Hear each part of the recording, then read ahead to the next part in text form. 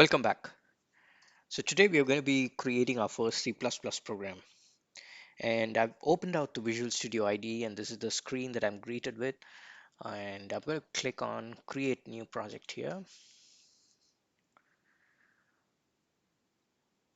So I'm going to select empty project and go with next. Give it a name of first app and click on create. So as you can see, the IDE has created a first app solution for us with a tree structure, a directory structure.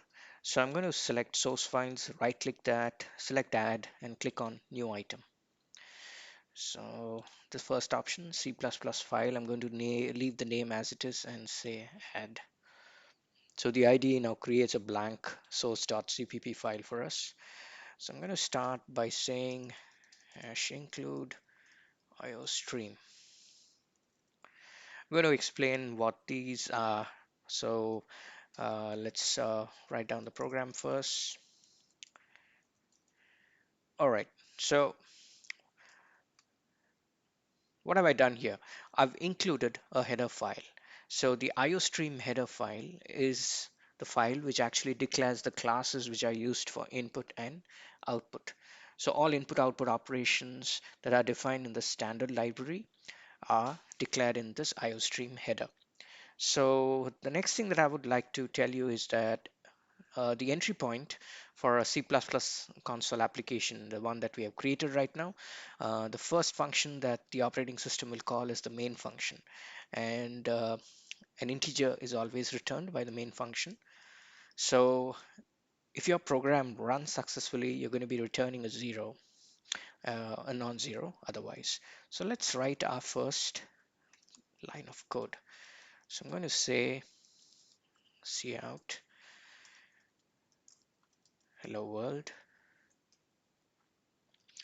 and I'm going to end that with a semicolon. Okay, so that's it. So let me explain what this line of code is doing. So I'm going to be talking about all this in detail. So this being the first program, I'm not going to give you the details about namespaces, objects, operators, but just give you a quick overview of all this right now. So what's happening here is the cout object. So this cout object is actually defined in the standard library. So C++ has a standard library, and the cout object is nothing but an abstraction over your standard output. So in other words, you're going to be sending some output to your console, and the cout object is handling all those operations. The cout object, the system actually ties the cout object to your console.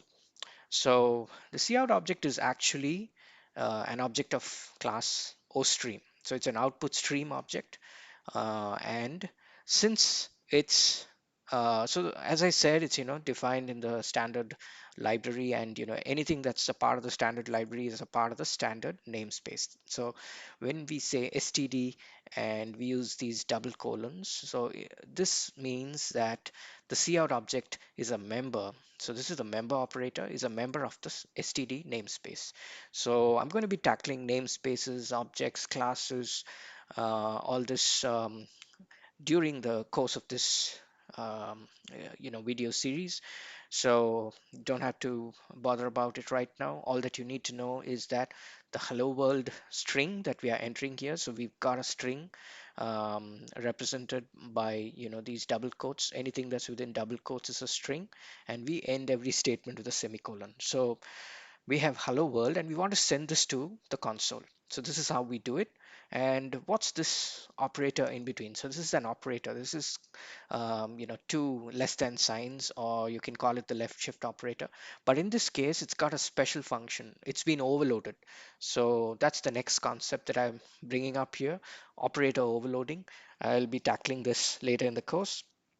So all that you need to know is this has been provided with a new functionality. So all that it does, it takes the string and sends it to your output, and your output, your console is nothing but the cout object. The cout object is tied to the console. So that's what happens. Hello world is sent to your console. And that's all that happens in this program. But quite a bit is happening in the background. So you got to include your header file. You have encountered now the cout object, which is a part of the std namespace.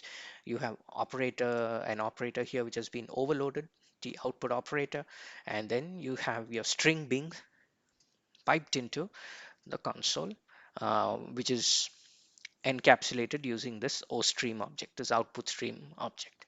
So there's quite a lot happening here, even for just this one line of code. Let's run this. So I'm going to run it by clicking on build, and I can say build solution, or if you're on Windows, you can press the F7 key. So let's do that. And our build has succeeded. So now how do we run it? Click on debug, and then you can say start debugging or press F5. So I'm going to do that. And as you can see, we have got the output that we desired. So we've got hello world, and that's what we wanted. So that's it, folks. This is the first program that you have written in your C++ journey, and I'll see you in the next video.